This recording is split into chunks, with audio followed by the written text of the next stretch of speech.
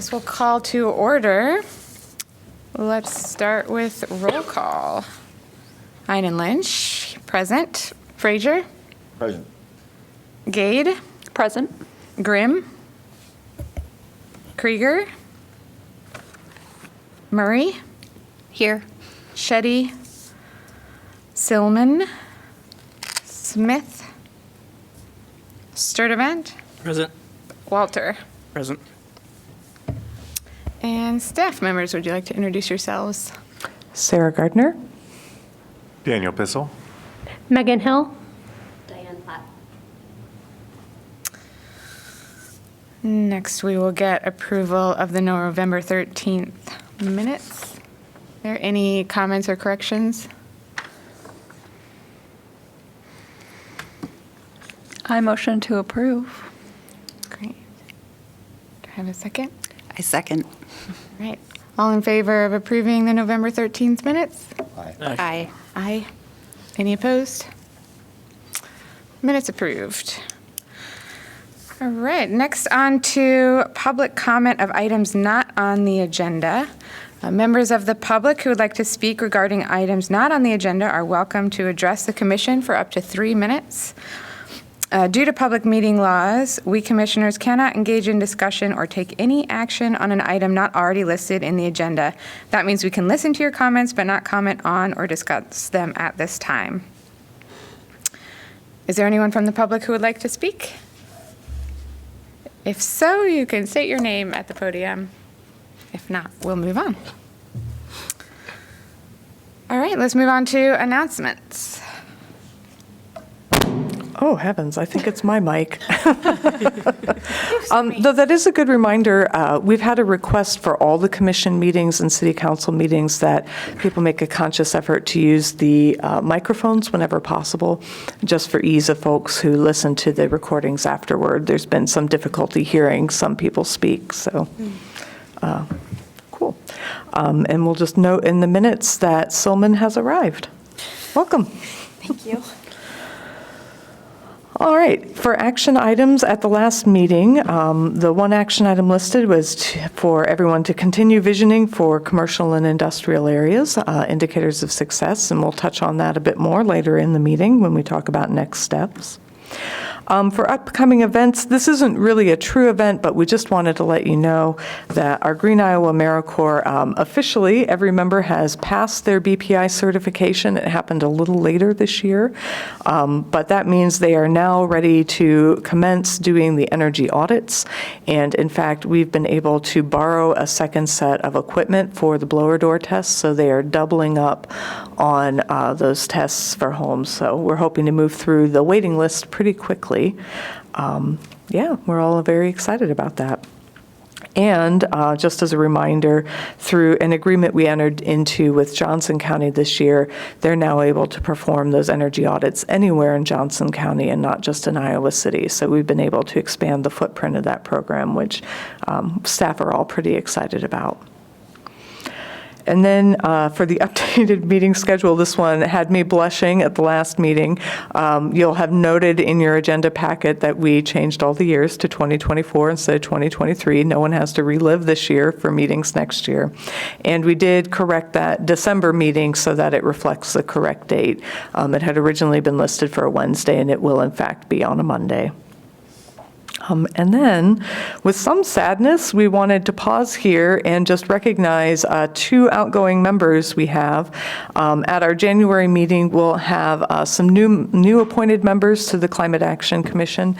We have 2 folks with terms that are concluding, one of whom was Matt Krieger, who has been here from the very beginning and was quite sad to email me today and say that he is unable to attend this meeting as intended, but he wanted us to express, his thanks for the time on the commission, and certainly we want to express our thanks to him for being just such a guiding hand throughout the process in developing the climate action plan and then helping oversee its implementation for several years afterward. I think Matt definitely went above and beyond the call of duty there. And then we will also be saying farewell to Matt Walter, who I will say when staff were writing out our thank you note today, we were thinking about what a really stellar member of the Climate Action Commission Matt's been. For those of you who are more recent additions to the commission, Matt was originally a member of one of our working groups.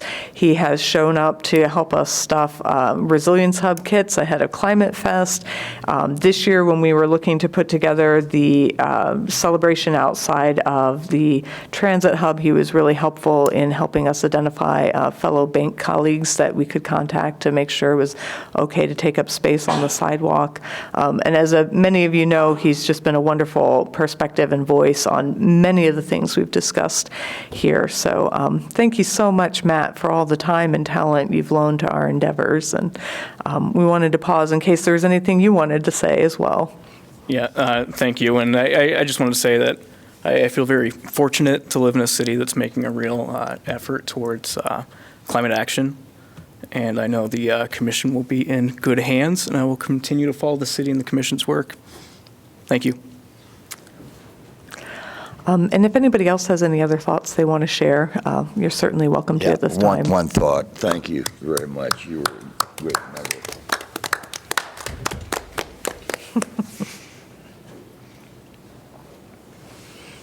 Still not a bad guy, even though I Appreciate that.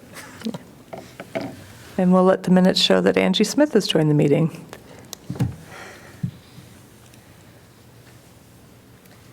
All right, we'll move on to unfinished and ongoing business with visioning indicators. Yeah. So thank you all for your continued discussion on this. It was really interesting to listen in on the discussion from the last meeting. One of the things we've done, and you would have seen this included in the agenda packet, was we created a list where we typed in the vision that was outlined by the City Council at the end of their visioning process.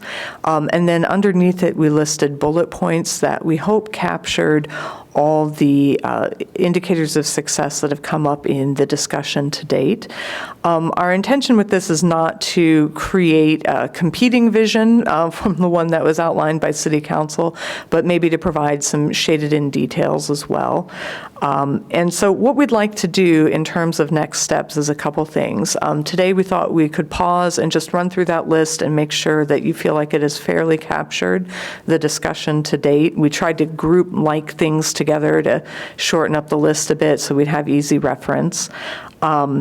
If we agree on where the list is standing now, what we'll do is charge you all to begin thinking about measures that could be attached to some of these items and also what the top priorities to measure might be. Just in a recognition of staff capacity, it would be difficult to capture data on every single one of the items. And so it'll be helpful to us, I think, as we figure out next steps to also be figuring out where some of the key priorities lie. And those could be priorities. I encourage you to think of that broadly, not just priorities in terms of what are the most important things to accomplish, but what are the things we think might not be getting measured that could be or could be measured better.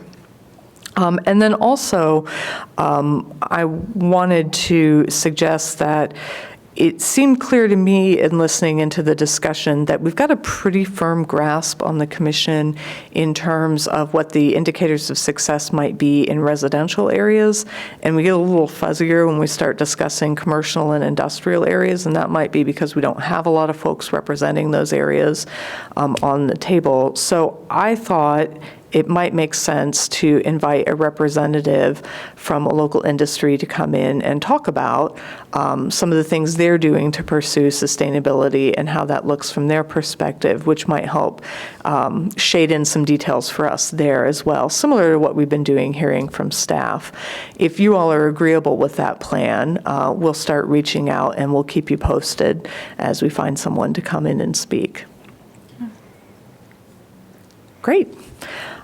So let's take a look at that list. Hopefully you have a copy in front of you, or if you'd like, I can read out the copy of bullet lists or the bullet list, whichever would be most helpful. And we can just confirm that it seems to capture most of what the discussion entailed, or all of it, ideally. I think personally, looking through the list, it captured really a lot of what we talked about. It's a good job. putting it into bullet points. Did anybody, Particularly with that wonderful handwriting that we all submitted. I know when I looked over the list, I thought that it, was well done and the items grouped together made a lot of sense. And so I felt like it did a good job of capturing what we had talked about. did anybody see any omissions that we want to be sure we address? Okay, great. Well, just so you know, I know this is a process that's taken us many months, and I really appreciate your patience with it. I think we've had a more robust conversation as a result of it. And just as a reminder, City Council reviews all the minutes from our meetings. It goes into their packets as well. So even though we haven't produced anything finalized, like a memo that's gone to them, they'll be able to see this list at their next meeting as well and be kept on top of the conversation. So I just don't want you to think you're speaking into a void. Great.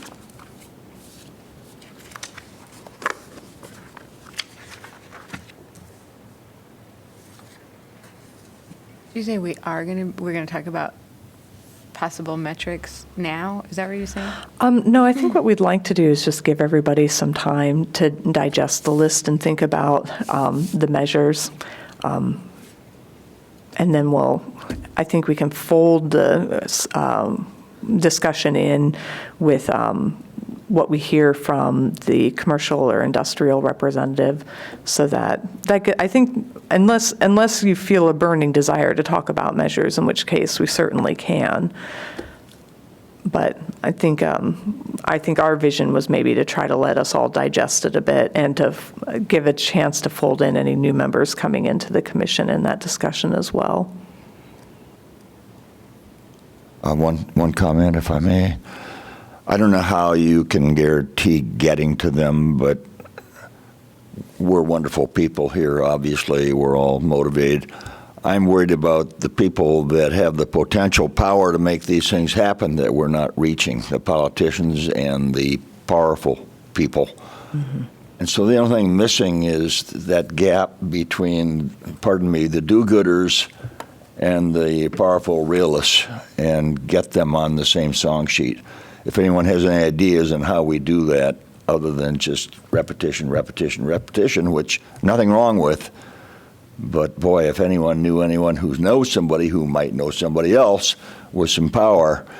Of course, we're limited to Iowa City, and I'm still concerned about the Board of Regents. I'm concerned about the Iowa House not being on board with something like this and kind of ignoring us.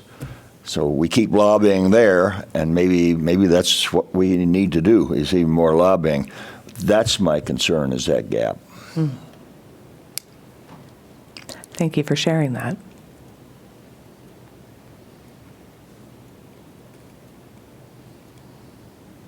And I'm always dying to talk about metrics, but I can wait for the industry rep.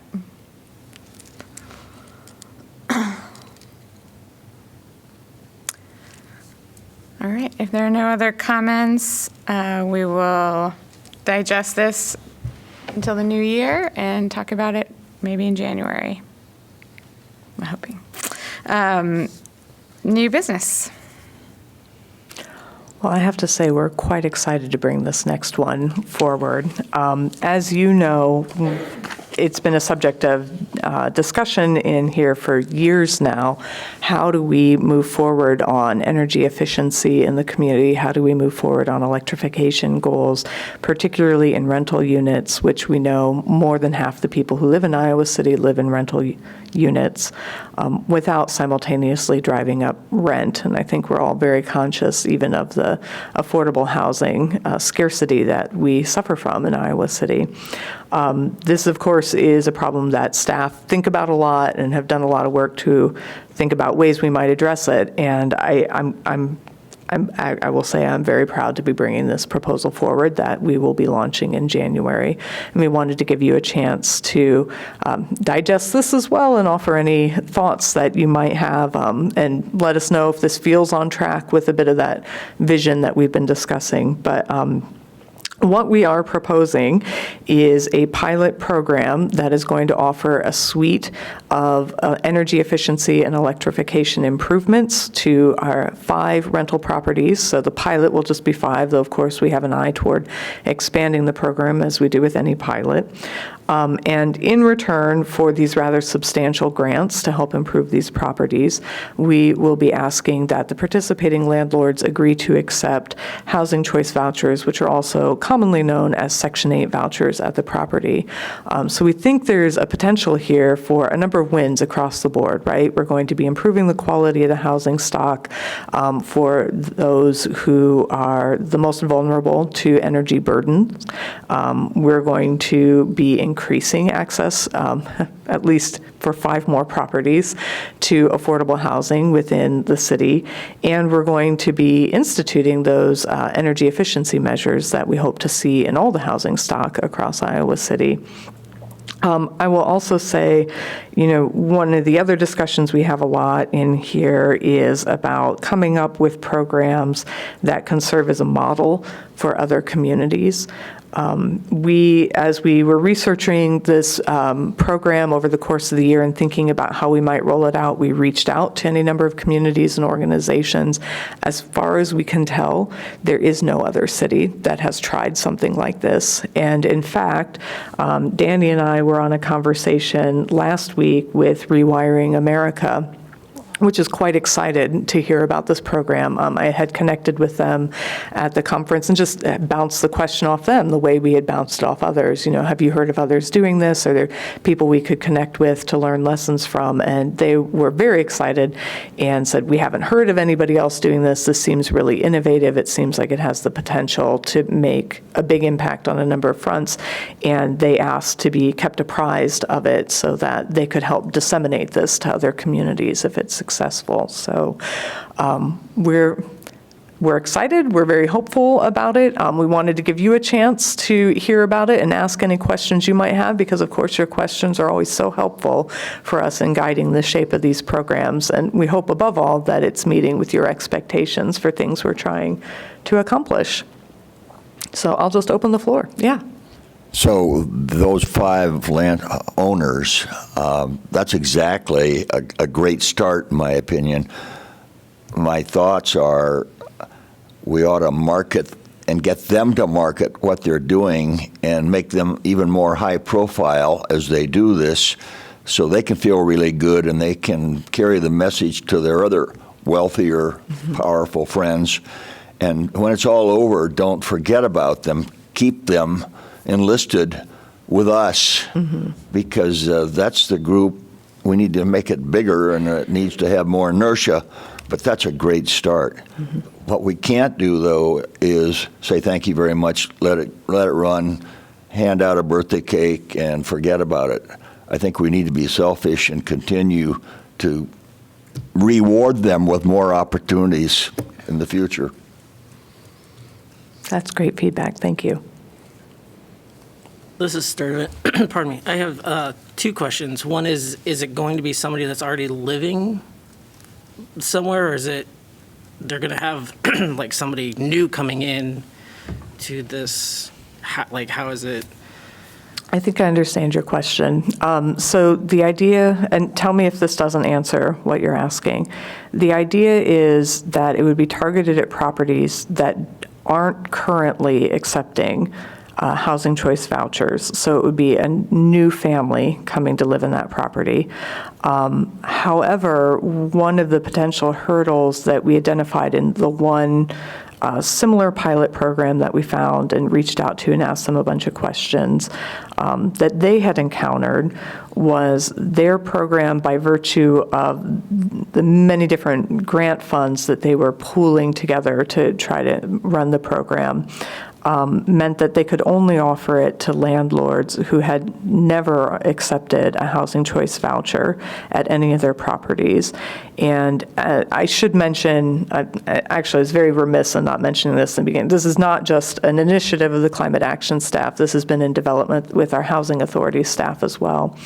one of the advantages that we saw for potentially bringing this in-house and administering it directly as a city was that we have existing relationships with those landlords. So one of the hurdles they encountered was finding landlords to participate, but also by dint of only being able to offer it to landlords who hadn't previously accepted housing choice vouchers at any of their properties, it effectively discriminated against landlords who were already doing the right thing.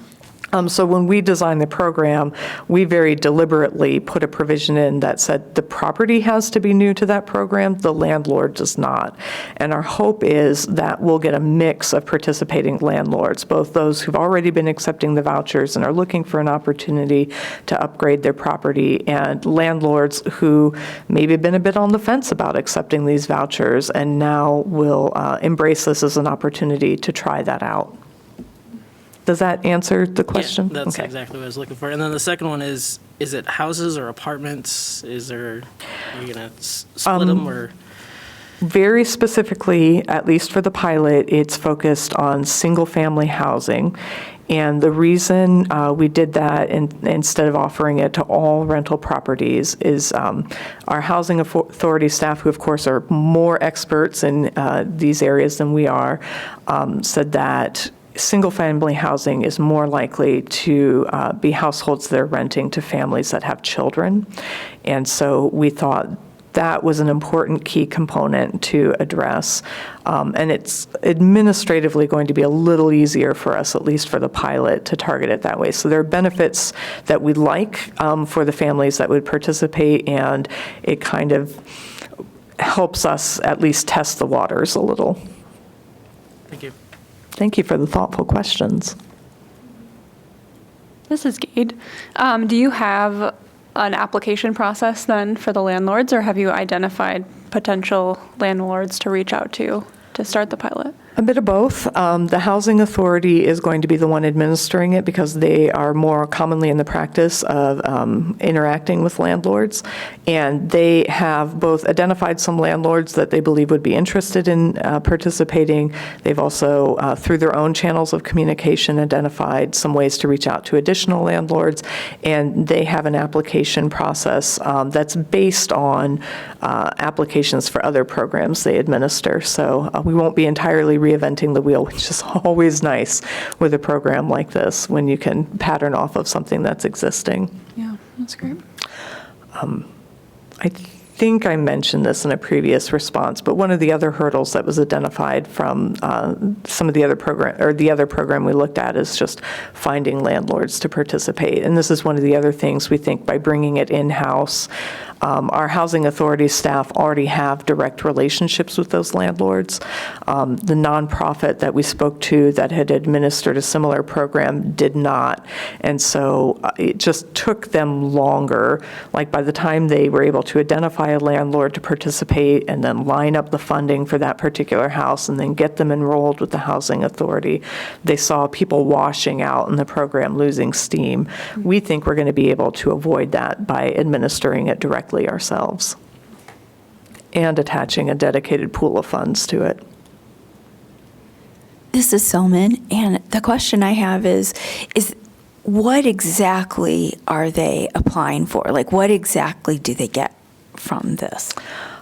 So they will be getting a number of improvements to the property that can include increased attic insulation, air sealing and ventilation.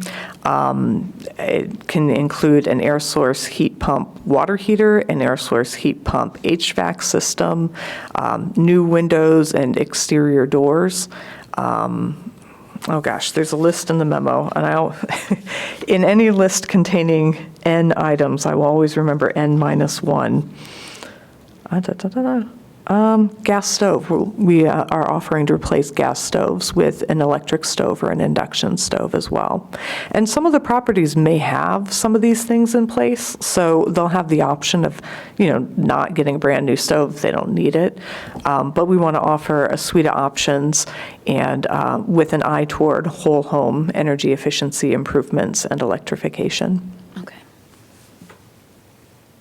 Without a price increase in the rent to pay for it. That's the key, right? Yeah. And we think the housing vouchers are going to help with that.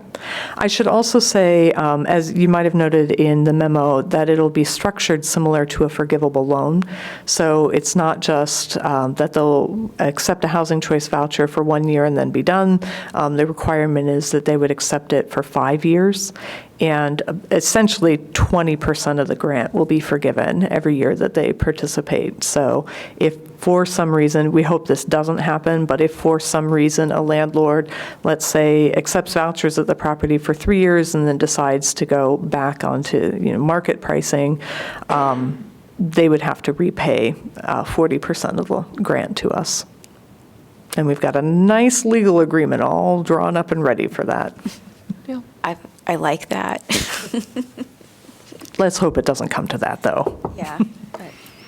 This is Einen Lynch. I really like the success benchmarks at the end with the really clear timelines and goals for how many landlords will have participated by certain times. And I'm wondering on the fourth bullet point, that funding, one of the benchmarks is that funding is secured to expand the program beyond the pilot. I'm just wondering what the timeline is for that. When do you need to secure that by? Or are you hoping to? In this is actually another exciting thing about this particular project, that, as you know, we've been working on a regional climate pollution grant planning process. That is first developing a regional climate action plan, and then next year we'll be going for implementation funds for that. The guidance that we are getting out of the EPA is that they really want those implementation grant programs to go to shovel-ready projects, and we have here a shovel-ready project that's not being tried in other areas. So we're hoping that it's going to compete very well. And because we're rolling it out in January, we should be able to include it in the CPRG in hopes of getting some federal funding attached to it. As we know, federal funding comes with federal reporting requirements that aren't always ideal. So, or I shouldn't say ideal. I mean, I think all those requirements exist for very good and legitimate reasons, but they can be very tricky to comply with for a community of our size. So we'll be weighing that opportunity as we go after those funds. But it also just opens the door to the possibility that this wouldn't just be an Iowa City program, but it could be a regional program, something that could be adopted in Cedar Rapids or the outlying communities as well, which is exciting. If we don't go down that avenue, or we don't secure those grant funds, we do have a balance from our emergency levy that has been earmarked for programs like this, and we would be able to continue drawing on those funds for future years if we want to use that for these purposes. So we'll see how the pilot goes. We'll be looking for other funding opportunities, and we'll hopefully be growing it as we roll it out. This is Gade. I do have a question. I know with the tenants, I'm just kind of curious if there would be plans to measure like direct impact of the program on the tenants, like as far as like energy usage or cost. Mm-hmm. I know it's kind of hard because of just privacy, and folks probably don't. They just want to live there, right? But yeah. The other thing that makes it a little tricky is, of course, presumably they wouldn't have been living in that property before, right? Getting So that it's baseline, yeah. Before and after is a little hard. Yeah. But certainly we can raise that question with the Housing Authority and see what measures they already collect and see if there isn't some possibility there. Yeah.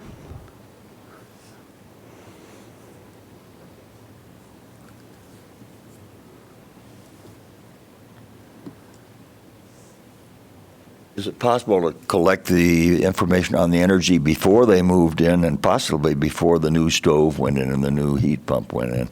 Because that could be really dramatic. Yeah, possibly we could. Particularly if there's a landlord who is paying the energy costs directly, which we kind of think may be the landlords that are most interested in this program, at least initially. The tricky bit with that is you always have to put a little asterisk on it that like human behavior varies from family to family. Yep. And you may get a family in there that leaves the lights on all night and then another family that's pretty diligent about turning them off. And so you just have to, it's at least be aware that there may be some variability that you can't account for.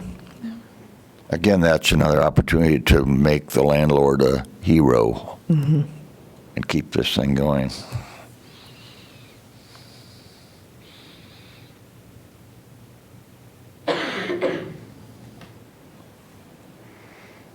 Great. You should be proud of yourselves. I mean, this is really exciting. Just looking at this in the packet, I was like, oh my goodness, this is great. So excited to hear more updates. Well, thanks. We're pretty excited about it. I'm glad that you all are too. I hope you all are.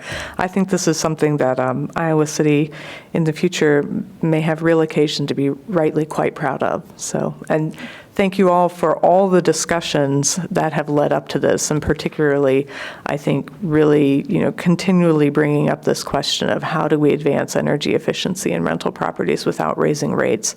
I don't know that we would have gotten such an innovative program were it not for all those conversations that have led to it. So I think you all can be rightly proud of yourselves right now. I'm losing my mind because I'm so old. How many years was it since we first started, before we had a commission, when we had the committee? When did that happen?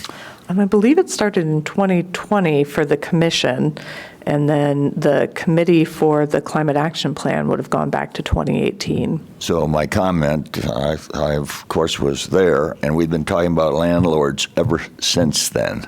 So this is way cool. Congratulations.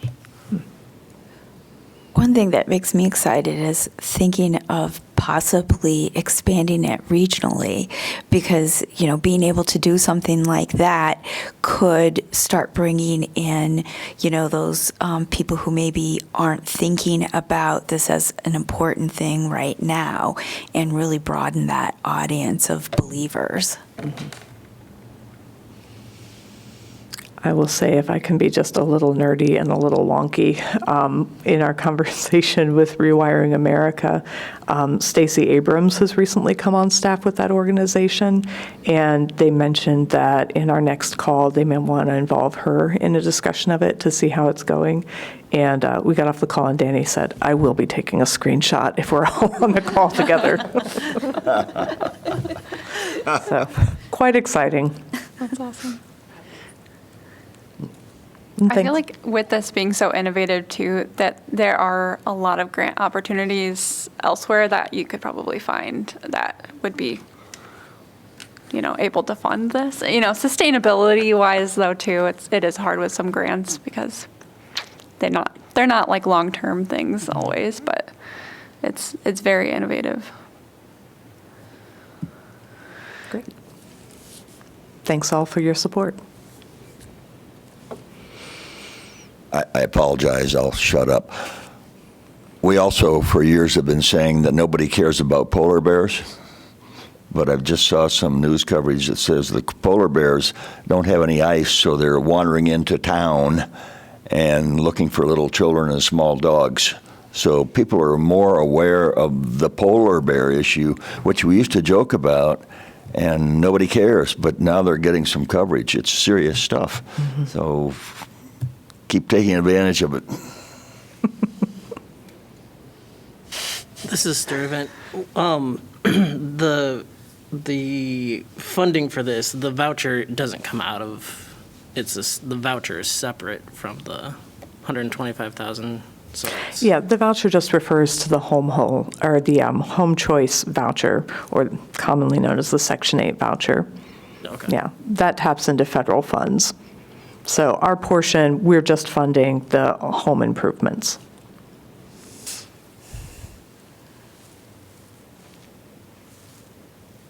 Well, this is pretty wonky. I appreciate you all being enthusiastic about it. All right. I feel like I'm missing something. Are we ready for a recap? I think we are. I think it's a short meeting. I guess that's the holiday gift to all of us. So just a confirmation, the next meeting time and location will be Monday, January 8th from 3:30 to 5 p.m. For actionable items, we are going to be reaching out to an industrial entity here in Iowa City to see if they can join us potentially for that January 5th meeting, though it might be the February meeting. You know, holidays are always a wild card in scheduling.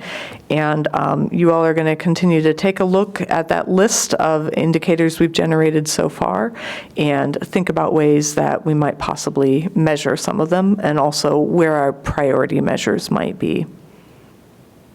Sound good?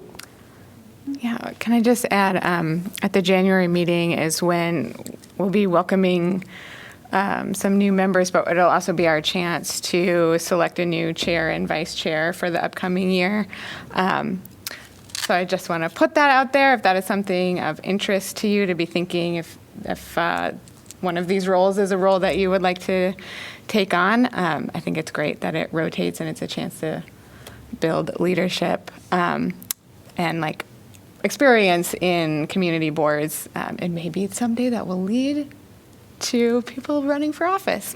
When you are the chair, you get to meet monthly with Sarah to go over the agenda. So it's also just a great opportunity to like dig deeper into some of the issues with Sarah, if that's of interest. So if anyone wants to know more about it, please feel free to reach out to me ahead of time. Yeah. And just as a reminder, you can self-nominate or you can nominate someone else. Either way works. Can the same chair and vice chair serve again if they want to? Yeah. Just wink if you want.